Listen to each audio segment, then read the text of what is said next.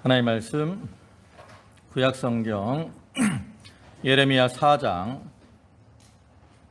1절입니다. 구약성경 페이지로는 1055쪽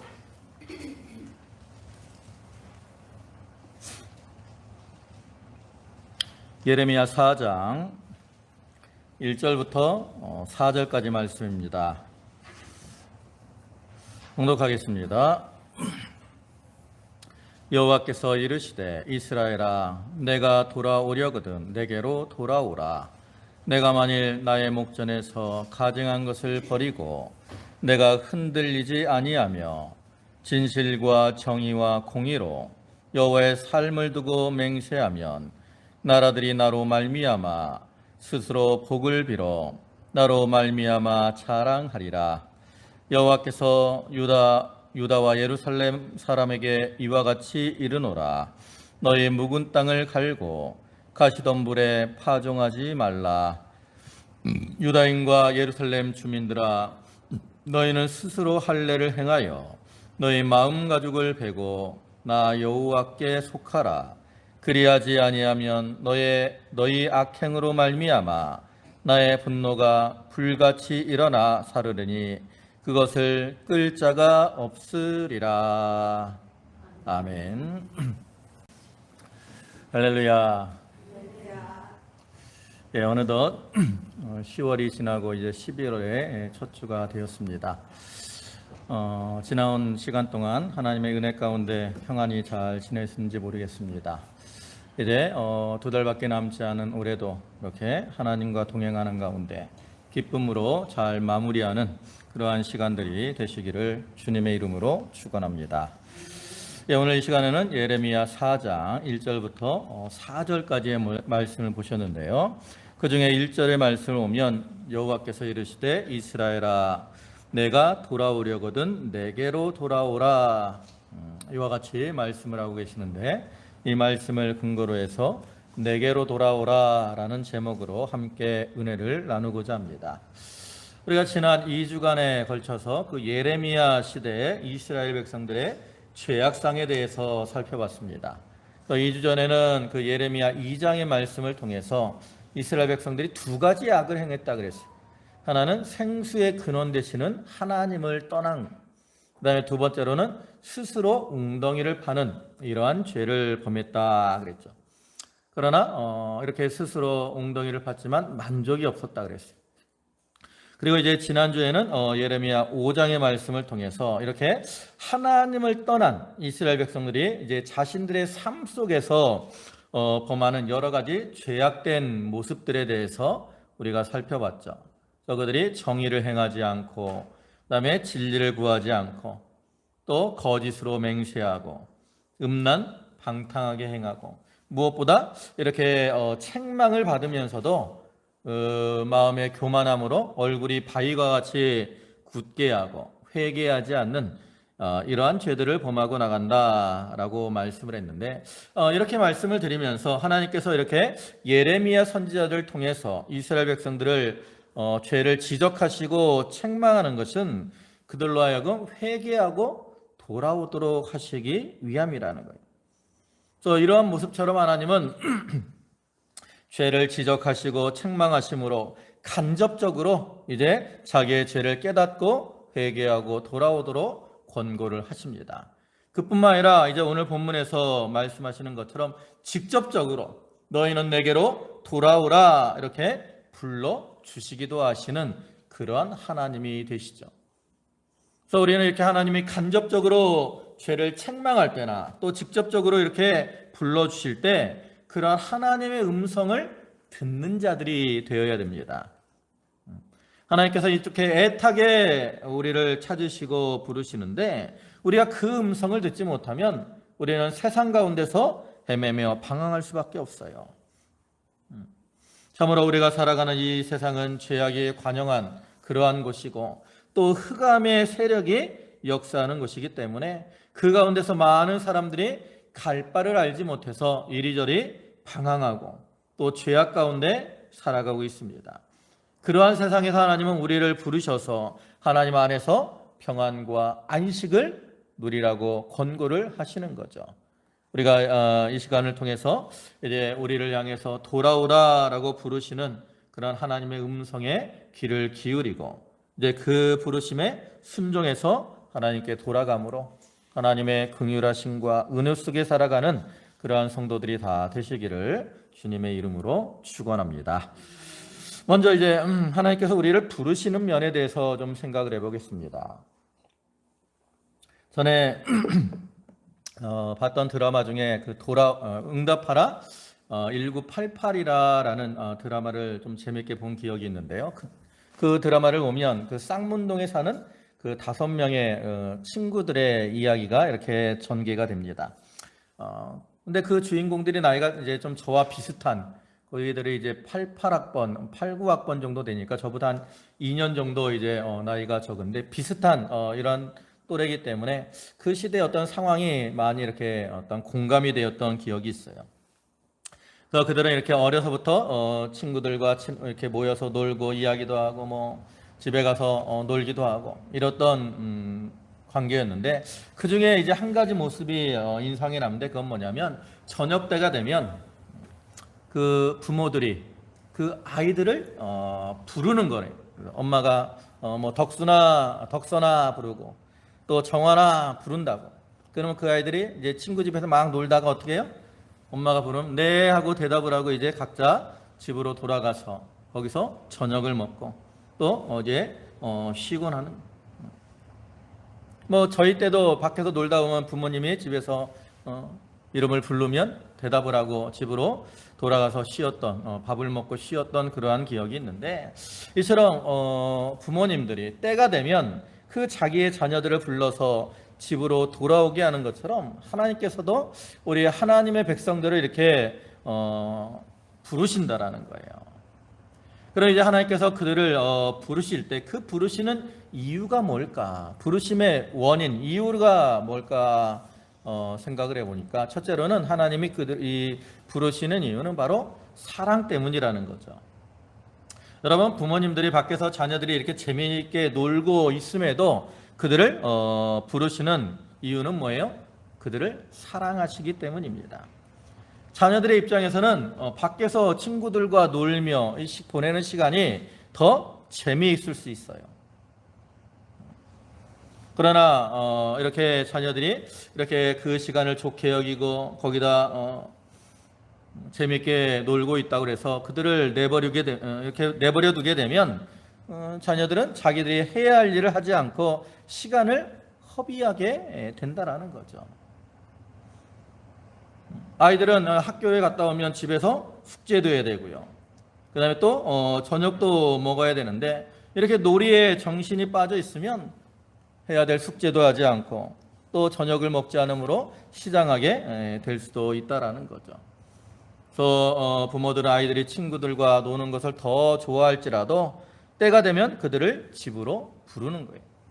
그와 같이 하나님께서 우리를 부르시는 것도 마찬가지입니다. 사람들은 이 어린아이들과 같이 어떤 이 세상에서 육체의 즐거움을 누리는 것을 더 좋아하고 거기서 기뻐할 때가 많이 있어요. 여러분들도 뭐 가끔 뭐 고등학교 동창이나 초등학교 동창들 이렇게 만나면 반갑고 그 사람들과 함께하는 시간이 좋잖아요. 저도 가끔 이제 고등학교 동창회 모임이 있어서 갈 때가 있는데 그러면 친구들과 함께하는 시간이 참 좋습니다. 그러나 그 시간이 좋다 그래서 그 시간에 모든 것을 허비할 수 없어요. 때가 되면 돌아가야 돼. 하나님께서는 하나님의 백성들인 우리가 걸어가야 될 그러한 길이 있고 또 감당해야 될 그러한 사명들이 있기 때문에 우리를 부르셔서 우리로 하여금 자기가 걸어가야 될 길, 그 길을 걸어가도록 하신다라는 거죠. 그런데 이러한 모든 것이 다 하나님의 사랑에 근거를 한 거라는 거예요. 그래서 우리는 나를 향해서 부르시는 그런 하나님의 음성 가운데서 하나님의 사랑을 깨닫고 그 다음에 그 사랑에 반응해서 하나님께 돌아가는 자들이 되어야 되는 거죠. 그 다음에 두 번째로 하나님이 부르시는 이유는 그들의 어떤 부족한 것을 채워주시기 위함입니다. 부모들이 아까서 얘기를 드렸지만 자녀들을 부르는 이유는 이제 때가 되니까 그들이 배고플 거라는 거예요. 밖에서 노느라고 정신이 없지만 그들의 배는 비어가기 때문에 시장할 수밖에 없습니다. 아이들이 놀다 보면 배고픈 줄도 모른다고. 그러나 이제 부모들은 늘 아이들을 걱정하니까 이것들이 점심은 먹었나, 저녁은 먹었나 이렇게 근심하다가 이제 때가 되면 그들을 불러서 배를 채워주려고 하는 거죠. 그와 같이 하나님께서 우리를 부르실 때도 마찬가지예요. 우리가 아까도 얘기를 드렸지만 이스라엘 백성들이 그 예레미야 2장에서 말씀한 것처럼 생수의 근원 되시는 하나님을 떠나서 스스로 웅덩이를 파고 나갔다 그랬습니다. 근데 그 웅덩이는 어떤 웅덩이라 그랬죠? 터진 웅덩이라 그랬어요. 터진 웅덩이. 그래서 웅덩이가 터졌기 때문에 그들은 스스로 웅덩이를 팠지만 다 터졌기 때문에 거기서 생수를 마실 수가 없어요. 만족을 누릴 수 없다고. 그래서 그러한 모습을 학개서 1장 6절에서는 이렇게 말씀을 하죠. 너희가 많이 뿌릴지라도 수확이 적으며 먹을지라도 배부르지 못하며 마실지라도 흡족하지 못하며 입어도 따뜻하지 못하며 일꾼이 싹을 받아도 그것을 구멍 뚫어진 전대에 넣음이 되느니라. 많이 뿌려도 거둔 것이 없어요.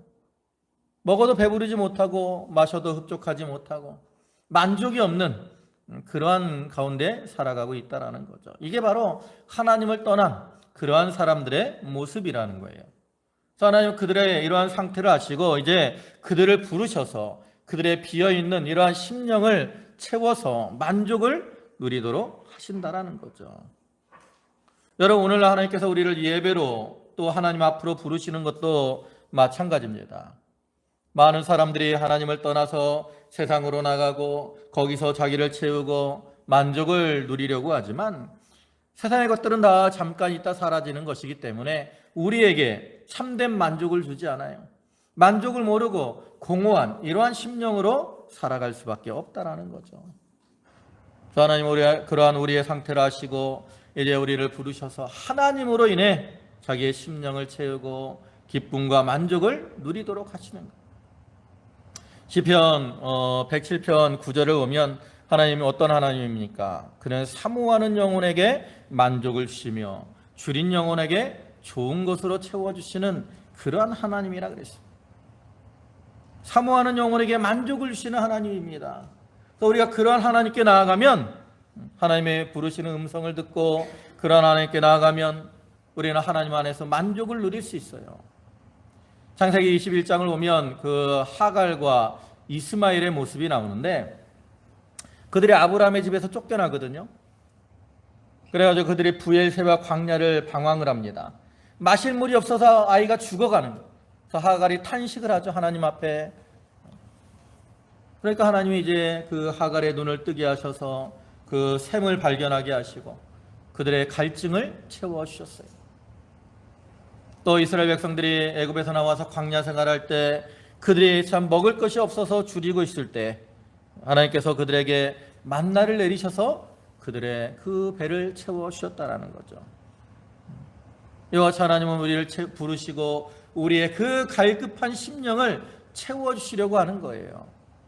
그래서 우리는 그러한 하나님 앞에 나아가서 자기의 심령을 채우고 그다음에 하나님으로 만족을 누리는 그러한 삶을 살아가야 되는 겁니다. 네, 세 번째로 하나님 왜 부르시느냐? 그들에게 안식을 주시기 위해서 부르시는 겁니다. 부모님들이 저녁에 아이들을 부르는 것은 이제 집에 돌아와서 씻고 쉬라고 부르는 거죠. 아이들은 밖에서 이렇게 뛰어노느라고 피곤한 줄도 몰라요. 힘든 것도 모릅니다. 그러나 사실 그들은 많이 지쳐 있어요. 그래서 이제 집에서 와서 밥 먹고 씻고 그러면 어느 순간에 아이들이 잠이 들잖아요. 그래서 이 부모들이 자기들이 이제 적당하게 놀고 이제 집에 와서 쉬고 그래야 또 다음날 생활할 수 있으니까 그런 안식을 누리라고 아이들을 부르는 것인데 그와 같이 하나님께서 우리를 부르시는 것도 마찬가지예요. 여러분 우리가 이 한 주간 동안 세상에서 얼마나 바쁘고 분주하게 살아갑니까? 우리나라 사람들이 하는 말 중에 흔히 하는 말이 있다 그랬죠. 바빠 죽겠네.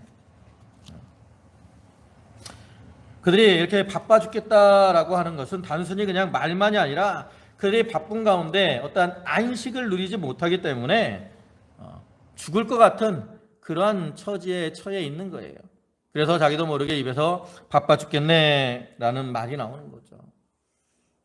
하나님은 그러한 상태에 있는 자들을 부르셔서 이제 하나님 품 안에서 안식을 누리도록 하시는 겁니다. 시편 17편 7절부터 오면 주께 피하는 자들을 그 일어나 치는 자들에게서 오른손으로 구원하시는 주여, 주의 기이한 사랑을 나타내소서. 나를 눈동자같이 지키시고 주의 날개 그늘 아래 감추사 내 앞에서 나를 압제하는 악인들과 나의 목숨을 노리는 원수들에게서 벗어나게 하소서. 하나님 우리를 부르셔서 그 날개 아래 우리를 감추시고 그 안에서 우리가 평안을 누리게 하시는 거예요. 그래서 우리는 그러한 하나님께로 그 하나님의 부르심을 듣고 하나님께 돌아가서 그 하나님의 날개 아래서 이렇게 참된 안식을 누리며 사는 자들이 되어야 되는 거죠. 이같이 하나님 우리를 사랑하셔서 또 우리의 부족함을 채워주시려고 또 우리에게 안식을 주시려고 이렇게 우리를 부르시는데, 그럼 이제 우리가 그러한 부르심에 응답해서 하나님께 돌아가야 됩니다. 그런데 이제 하나님께 돌아가려면 어떻게 해야 되느냐? 본문에서는 여러 가지로 말씀을 하고 있죠. 이제 그걸 좀 구체적으로 보면 첫째로는 하나님께 돌아가려면 우리가 해야 될 일이 있는데, 첫째는 가증한 것을 제하라 그랬습니다. 본문 1절 중간에 오면 나의 목전에서 가증한 것을 버리고 그랬습니다. 하나님께 돌아가려는 자들은 하나님 앞에서 가증한 것을 버리라는 거예요. 그럼 하나님 앞에 가증한 것들이 뭐냐? 첫째는 우상입니다. 우상. 신명기 27장 15절 보면 장색의 손으로 조각하였거나 부어 만든 우상은 여호와께 가증하니 그랬어요. 하나님은 이렇게 이스라엘 백성들이 우상을 만드는 것조차를 가증하다라고 보시죠. 그런데 그것을 섬긴다면 그것은 너 하나님 앞에 가증할 수밖에 없다라는 거예요. 그래서 하나님의 백성들은 하나님께 돌아가려면 이렇게 전에 섬기던 그러한 가증한 우상들을 다 버려야 됩니다. 근데 또 두 번째 가증한 게 뭐냐면 악을 행하고 나가는 겁니다. 시편 14편 1절에 어리석은 자는 그 마음에 이르기를 하나님이 없다 하는도다. 그들은 부패하고 그 행실이 가증하니. 여기 보면 하나님이 없는 것처럼 그 행실에 악을 행하고 나갈 때 그 행실이 가증하다라고 보는 거죠. 특별히 하나님의 백성들이 하나님 앞에서 하나님을 떠나서 악을 행하고 나가면 하나님이 그것을 가증하게 보시는 겁니다. 하나님께서 분명히 내가 거룩하니 너희도 거룩할지어다 그랬어요.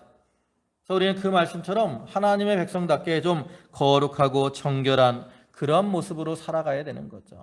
근데 그러한 하나님의 백성들이 하나님이 없는 것처럼 이방 사람들처럼 믿지 않는 세상 사람들처럼 악을 행하고 이렇게 불의한 모습으로 나가면 그것은 하나님 앞에 가증하게 보이는 거예요. 그래서 우리는 이런 가증한 악을 버려야 됩니다. 그래야 우리가 하나님께 돌아갈 수 있어요. 네, 두 번째로 하나님께 돌아가려면 우리가 취해야 될 행동은 뭐냐면 흔들리지 않는 겁니다. 거기 1절 하반절에 내가 흔들리지 아니하며 그랬어요. 여러분, 마귀는 늘 우리를 흔듭니다. 요동하게 만들어요. 우리가 흔들려서 하나님에게서 멀어지게 만들려고 역사를 합니다. 그래서 우리는 그러한 때 자기를 좀 견고하게 만들어야 하나님께 돌아갈 수 있는데, 그럼 우리가 이제 흔들리지 않고 견고하게 설 수 있는 방법은 뭐냐? 우리가 견고하게 될 수 있는 방법은 첫째로는 하나님을 전적으로 신뢰하는 겁니다. 역대하 20장 20절 말씀입니다. 거기 이에 백성들이 아침에 일찍 일어나 두고야 들로 나가니라. 나갈 때에 여호사밧이 서서 이르되 유다와 예루살렘 주민들아 내 말을 들을지어다. 너희는 너희 하나님 여호와를 신뢰하라. 그리하면 견고히 서리라. 여호와를 신뢰하라, 믿어라. 그러면 너희가 견고할 것이라는 거예요. 여러분, 우리가 섬기는 하나님은 어떤 하나님이십니까? 하나님은 요동하지 않는 그러한 분이시고 영원한 반석이 되시는 분이에요. 이사야 26장 4절을 보면 주 여호와는 영원한 반석이심이로다 그랬다. 하나님은 만세 반석으로서 요동하지 않습니다. 하나님께서 예레미야를 부르실 때 예레미야에게 네가 견고한 성읍, 세기둥, 녹성벽이 되게 해 주실 것이다 라고 말씀을 하셨는데, 그것은 강하신 하나님께서 그를 붙들어 주므로 예레미야가 그렇게 견고하게 될 것을 말씀하시는 거죠. 여러분, 세상의 것은 아무리 견고해 보여도 그것보다 더 강한 것으로 그것을 치게 되면 흔들리고 요동할 수밖에 없습니다.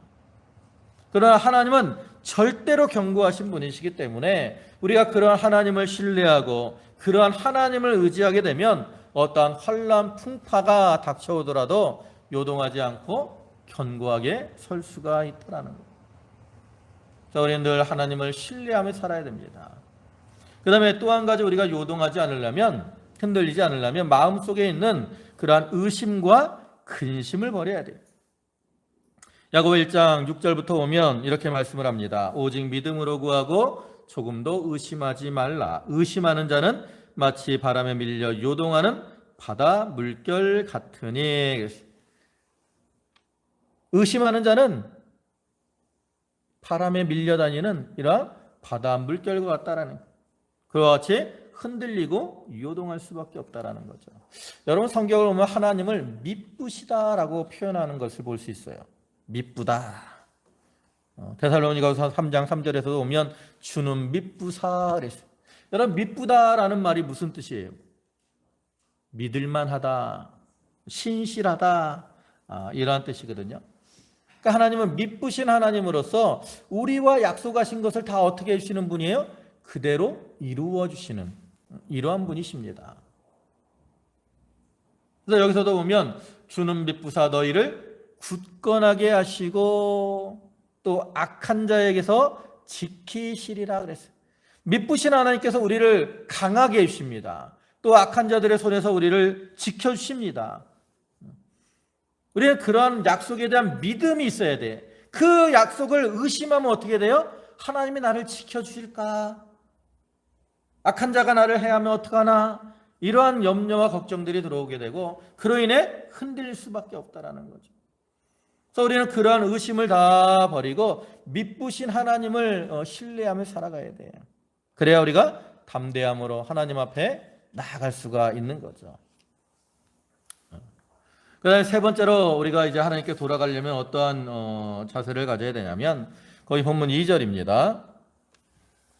진실과 정의와 공의로 여호와의 삶을 두고 맹세하면, 이 말은 우리가 진실과 정의와 공의로 행해야 될 것을 가리킵니다. 여러분, 우리가 지난주에 살펴본 이스라엘 백성들의 죄악 가운데 첫 번째와 두 번째가 뭐였어요?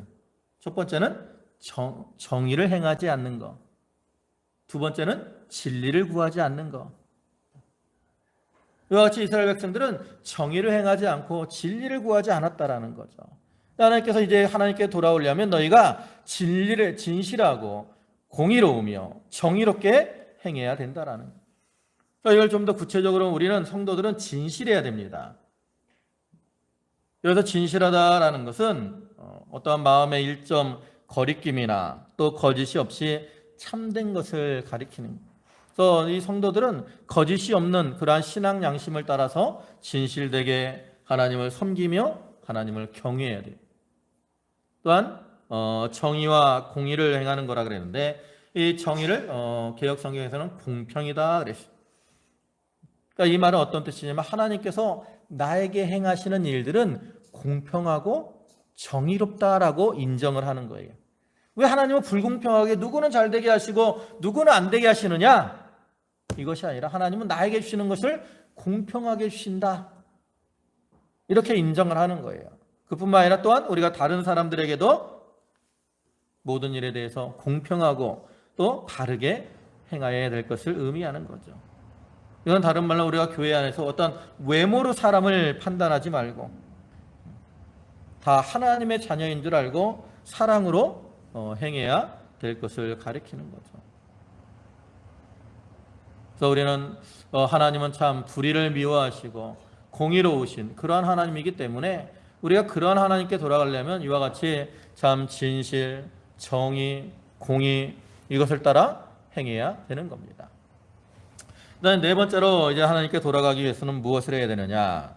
이제 본문 3절입니다. 거기 3절 앞에 중간에 보면 여호와께서 유다와 예루살렘 사람에게 이와 같이 이르노라 너희 묵은 땅을 갈고 그랬습니다. 그러니까 네 번째로 해야 될 일은 뭐예요? 묵은 땅을 가는 겁니다.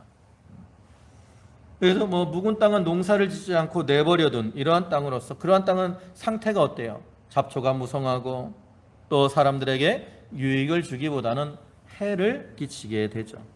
그래서 저희 사택 옆에도 이제 이렇게 방치된 농사를 짓는다고 하시지만 제대로 관리가 안 돼서 방치된 그런 밭이 있는데 거기서 자꾸 잡초들이 올라와요. 텃밭으로 올라온다고. 그래서 가끔 이제 예초기로 그걸 제거해 줘야 되는데 우리가 이렇게 그 땅을 묵은 땅을 방치하게 되면 그 땅 자체도 이렇게 망가지지만 또 그 옆에 밭에도 손해를 주게 되는 거죠. 그럼 여기서 우리가 이제 묵은 땅을 갈아야 된다라는 것은 무엇을 의미하느냐? 우리 마음의 이 묵은 땅과 같은 이러한 마음을 갈아엎어야 될 것을 가리키는 거예요. 우리가 이 묵은 땅과 같은 상태가 되면 완고해지고 또 이 잡초가 많이 나서 자기도 그 심령이 손해를 보고요. 또 다른 사람들에게도 손해를 주는 그러한 경우들이 많아요. 그럼 이제 우리가 묵은 땅을 간다라는 것은 어떻게 하는 거냐? 첫째로는 자기의 죄를 찾아서 회개하는 겁니다. 여러분 우리가 땅을 농사하지 않고 그대로 두면 땅이 그대로 있을 것 같은데 어떻게 돼요? 땅은 점점 굳어지고 단단해지게 됩니다. 그와 같이 사람이 내 마음속에 있는 내 심령에 있는 어떤 미움이나 시기, 질투 이러한 죄들을 방치하게 되면 어떻게 돼요? 그 사람 마음이 화인 맞은 것처럼 점점 굳어지고 완고해지게 됩니다. 그래서 에베소서 4장 18절 보면 그들의 총명이 어두워지고 그들 가운데 있는 무지함과 그들의 마음이 굳어짐으로 말미암아 하나님의 생명에서 떠나 있도다 그랬는데 마음이 굳어지면 어디서 떠나는 거예요? 생명에서 떠나는 거예요. 그럼 마음이 굳어지면 땅이 굳어지면 거기에 이 곡식들을 이렇게 갖다 심으면 농작물들이 잘 자랍니까? 잘 안 자라요. 그래서 우리가 이 땅을 부드럽게 하려고 트랙터나 이런 것들로 갈아엎잖아요. 그와 같이 우리의 마음도 그래요. 그대로 두면 점점 굳어질 수밖에 없다라는 거예요. 그래서 그것을 우리가 갈아엎어야 돼. 자기의 죄를 찾아서 회개함으로 갈아엎어야 그래야 하나님 앞에 좋은 열매를 맺혀 나갈 수가 있는 거죠. 그 다음에 두 번째로 묵은 땅을 간다는 것은 과거의 이 어떠한 과거에 따르던 풍속이나 습관을 떠나는 겁니다. 에베소 4장 22절을 보면 너희는 유혹의 욕심을 따라 썩어져가는 구습을 따르는 옛사람을 벗어버리고 그랬어요. 구습을 따라 행하는 옛사람. 여러분 우리들은 다 믿기 전에 세상 가운데 살던 사람들이잖아요. 세상 가운데서 우리는 세상의 어떠한 풍속, 습관에 익숙해져 있다고. 근데 이러한 세상의 풍속은 누구에게 속한 겁니까? 자기의 욕심에 속한 것이고 또 마귀에게 속한 거예요. 그래서 그런 것들은 우리를 썩어지게 만들고 완고하게 만든다라는 거죠. 우리가 마태복음 13장을 보면 그 씨 뿌리는 비유가 나오죠. 거기에 네 가지 밭이 나옵니다. 길가, 돌짝밭, 가시덤불밭, 옥토. 근데 여기 묵은 땅은 길가나 이 돌짝밭과 같은 상태예요. 묵은 땅을 보면 이상하게 돌들이 많이 나온다고. 이 돌들이 다 뭐예요? 이 세상의 풍속과 습관을 따르는 건데 그런 것들이 나의 마음을 어떻게 해요? 완고하게 하고 열매 맺는 것들을 해방한다라는 거죠. 또 우리는 이러한 과거의 이 풍속과 습관을 따르던 이러한 것들을 버리고 이제 자기의 심령을 갈아엎어야 됩니다. 그 다음에 다섯 번째 우리가 하나님께 돌아가려면 어떤 자세를 취해야 되냐면 가시덤불에 파종하지 말라 그랬습니다. 3절 하반절 보면 가시덤불에 파종하지 말라. 여기 가시덤불에 파종하지 말라라는 것은 가시덤불을 제하고 그 다음에 파종해야 될 것을 가리키죠. 밭에 이렇게 가시덤불이 많으면 제대로 결실할 수 없어요. 그와 같이 우리 마음속에도 이 가시덤불과 같은 그러한 것이 있습니다. 또 우리가 그것을 제거해야 돼. 그럼 우리 마음속에 있는 이 가시덤불과 같은 것은 무엇을 가리키느냐? 첫째로는 염려와 욕심입니다. 앞에서 그 씨 뿌리는 비유 중에 세 번째 밭이 가시덤불 밭이라 그랬는데 그 밭의 상태에 대해서는 이렇게 말씀하죠. 마태복음 13장 22절 보면 가시떨기에 뿌려졌다는 것은 말씀을 들으나 세상의 염려와 재리의 유혹에 말씀이 막혀 결실하지 못하는 자요. 여기 보면 뭐와 뭐요? 세상의 염려, 재리의 유혹, 이런 것들이 우리를 미혹을 하는 거예요. 네, 우리가 세상 가운데 참 염려 없이 살아가는 사람 하나도 없습니다. 우리가 참 심지어는 아침에 뭘 먹을까 작은 염려부터 자녀들에 대한 염려, 여러 가지 염려들이 많다고. 그러나 이 염려들은 우리에게 아무 유익이 되지 못해요. 그래서 하나님은 우리에게 어떻게 하라 그래요? 염려를 어떻게 하라 그래요? 주께 맡겨 버리라 그러죠. 여기 베드로전서 5장 7절에서 너희 염려를 다 주께 맡기라 그랬어요. 여기를 맡길 때, 염려를 맡길 때 다 맡기는 겁니다. 다. 여러분 10개는 내가 갖고 있고 90개만 하나님께 맡기는 게 아니에요. 99개는 하나님께 맡기고 하나는 내가 가지고 있는 게 아닙니다. 이건 중요하니까 내가 염려해야 돼. 이거 아니라고. 다 맡겨야 돼. 다른 성경에서는 다 너희 염려를 주께 맡겨 버리라 그랬어요. 하나님 앞에 맡긴다면 나한테서 어떻게 해야 돼? 없어져야 돼. 근데 우리는 그 염려를 가지고 살아가요. 또 사람들은 마음속에 욕심을 가지고 살아가는데 그 욕심에 미혹이 되니까 결국 어떤 길을 걸어가요? 죄악의 길을 걸어가죠. 또 야고보 1장 14절부터 보면 각 사람이 시험을 받는 것은 자기 욕심에 끌려 미혹됨이니 욕심이 잉태한 즉 죄를 낳고 그랬어요. 여러분 우리가 욕심을 품고 나가면 결국 죄 가운데 들어가는 겁니다. 이런 것들이 다 가시덤불의 역할을 하는 거예요. 그래서 우리가 그거 뽑아버려야 돼요. 두 번째로 가시덤불의 역할을 하는 건 뭐냐면 명예 영광심입니다. 사람들은 세상에서 다 높아지고 남들에게 인정을 받기 원하는데 문제는 그 높아짐으로 인해서 뭐가 돼요? 마음이 교만하게 된다라고. 그리고 그렇게 교만하게 되면 어떻게 돼요? 하나님께 미움을 받죠. 누가복음 16장 15절 보면 너희는 사람 앞에서 스스로 옳다 하는 자들이나 너희 마음을 하나님께서 아시나니 사람 중에 높임을 받는 그것은 하나님 앞에 미움을 받는 것이니라. 여러분 우리가 사람들에게 높임 받는 거 이거 좋아하지 마세요. 우리는 높임 받는 거 야 남들이 알아준다 대단하다 이렇게 생각하는데 그거는 그로 인해 교만해짐으로 하나님의 미움을 받는 거예요. 남들이 오히려 나를 높이면 우리가 두려워할 줄 알고 떨 줄 알아야 됩니다. 우리가 이러한 명예 영광 이렇게 다 가시덤불의 역할을 하는 줄 알아야 돼요. 그걸 뽑아버리고 하나님께 돌아가야 되는 거죠. 네, 마지막으로 우리가 하나님께 돌아가려면 어떻게 해야 되느냐? 거기 4절입니다. 4절 다 같이 한번 읽어볼까요? 네, 4절 다 같이 읽습니다. 시작. 유다인과 예루살렘 주민들아 너희는 스스로 할례를 행하여 너희 마음 가죽을 베고 나 여호와께 속하라.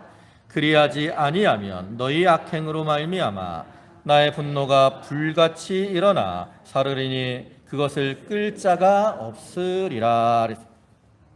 여기 할례를 행하라 그랬는데 특별히 마음 가죽을 베라 그랬습니다.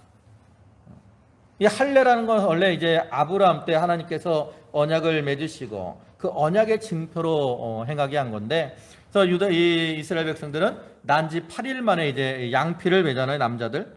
이게 바로 할례라고. 근데 여기서는 할례를 행하되 특별히 마음 가죽을 베라 그랬어요. 마음 가죽. 그래서 오늘날 우리 성도들은 마음 가죽을 베야 됩니다. 그럼 마음 가죽을 벤다라는 게 뭘 의미하느냐? 우리가 할례 의미에서 그걸 볼 수 있죠. 할례 의미가 첫째는 정욕을 제거하는 표입니다. 그러니까 우리가 마음 가죽을 벤다라는 것은 마음속에 있는 정욕을 제거해야 돼. 또 베드로전서 2장 21절 보면 사랑하는 자들아 거류민과 나그네 같은 너희를 권하노니 영혼을 거슬려 싸우는 육체의 정욕을 제거하라. 육체의 정욕을 제거해야 됩니다. 그게 할례를 행하는 거예요. 근데 또 한 가지 할례를 행한다는 건 뭐냐면 하나님께 속한 표입니다. 언약의 증거로 나는 하나님의 백성입니다 라는 표로 할례를 행해요. 그래서 구약시대 이방인들도 할례를 행하고 하나님께 돌아오면 하나님의 백성으로 인정이 됐다고.